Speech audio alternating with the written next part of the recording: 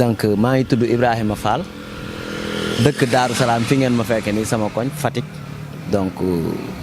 di liggéey fii Sénégal donc di dugal sama loxo ci li nga xamante ne ñu ngi koy defaree sama gox sama dëkk sama réew donc loo xamante ne ñëpp a ngi koy def lu normal tamit. waaw sama jàngat day du ci sori parce que man sax affaire yi tax may jaaxal nit ñi ñoo koy yóbbu fu mu tollagul mais fii dara ñoro fi bañ koy macc xëy na nag ñoo xam lu njëliy jooy moo xam la muy jooy ñoom ñoo ko xam. donc man du ma condamné ne ñoo ngi ci dëgg wala nekkuñ ci dëgg loolu man sama yoon nekku ci mais en tant que man analyste man li ma sama gis-gis mooy que ne ñoom lépp lu ñuy def nañ ko teg ci yoon teg ko ci yar parce que dëkk bi dafa am yoon dëkk bi nit ñi ñoo bokk tey ji am na loo xamante ne loo fi wax nit lu ñaaw tamit sa bopp nga ko wax donc mun nañ def li ñuy def mun nañ wax seeni xalaat mun nañ kaas seeni doléance mais ci yar ak ci teggin mais ñu teg ko ci yoon parce que dëkk bi nag tamit dafa am yoon faut pas que tamit ñi nga xamante ne seen yoon nekku ci ñu leen di yàqal ñuy doxi seen soxla wala ñuy lijjanti seen i kii faut pas que tamit li fi amoon am ay Dakar ñuy yàq ay alali jàmbur ay doomi Sénégal def ci seen xaalis tamit loolu noonu muy dem di am dëkk bi dafa am yoon loolu bu amee à chaque fois yoon dina dal seen kaw mais Sénégal nag xamuñ ku tooñ ku fayu lañ xam ñu ngi wax ay waruñ tëj xale yi ba mais ku def lu dul yoon dal sa kaw loolu mooy dëgg. amuñ ci droit le président de la République c'est pas n'importe qui te et puis moom béy na waaram Fatick def na li mu war a def Fatick léegi maintenant problème bi ndax président de la République la wala Fatick la mais problème bi je pense que ñun Fatick waaye ñoo am problème suñu biir nañ ko wax te dee. problème bi yëpp problème mu ñun Fatick waa la Macky bi muy door a tegu ci nguur gi salaamaaleykum xool na li gën a duuf ci nag bi mu indi ko Fatick léegi maintenant nag nit da ngay mun a saisir ay opportunité mu dawalaat ba ci digg bi changé waat te ñi fi tegoon sax ay génération am lañ ay Ablaye Ndour ay ñen ak ñen bëgguma lim tur jox ñu lépp jox ñu port jox ñu ministère de la formation professionnelle de l'emploi jox ñu ay direction joxe ba gars yi dañ doon waxtaan dépassé na ay juróom fukk nomination te Fatick benn pukus bu ndaw la ci biir Sénégal nañ waxante dëgg Fatick enjeu économique yi boo xoolee Fatick commune fii sax bëriwul ay enjeu économique il faut nga dugg ba ci biir yeneen département yi pour xool que ne foofu la enjeu économique yi gën a bëree mais Fatick ñun lan lañ bëgg dëgg la c'est tout à fait normal gën a jege gën a yey mais nag tamit ñu teg ko ci yoon mun nga wax président fàttali ko yenn affaires yi te loo xamante ne doo ci yàq duñ la si ràññee ci ay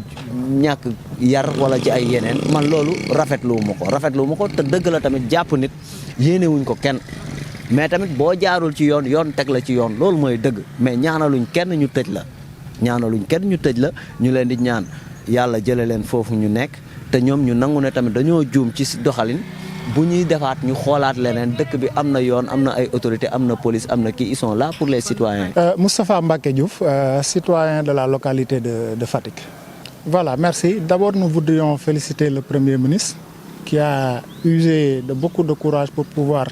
s'adonner au rituel. Nous rappelons que la déclaration de politique générale est juste un rituel démocratique et républicain, je dirais. Par rapport aux attentes, je dirais qu'effectivement, comme toujours, Fatick attend beaucoup de choses par rapport à la politique qui sera déclinée par le Premier ministre sur injonction du Président de la République. Il y a pas mal de domaines où Fatick attend d'être servi et bien servi. Les attentes étaient grandes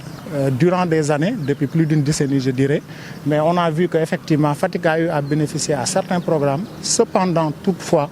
on n'en aura jamais assez parce que nous aspirons à voir notre ville aller de l'avant. Et c'est pour ça qu'on continue à espérer beaucoup de choses par rapport à ce que le Premier ministre déclinera comme politique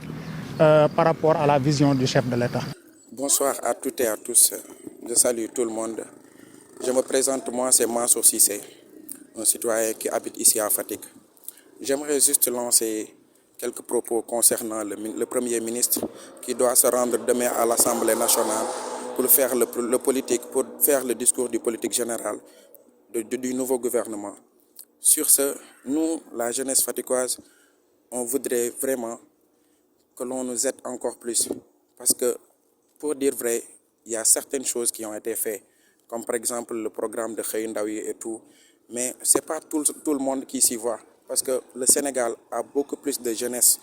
et qui sont là en train de chômer et tout.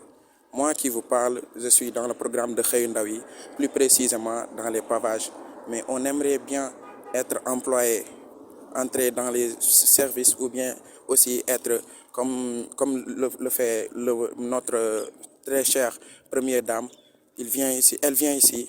elle reçoit les personnes pour leur dire que,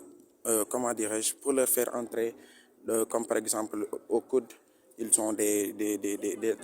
contrats et consorts. Et parfois aussi, ils sont, comment dirais-je, l'autre service là.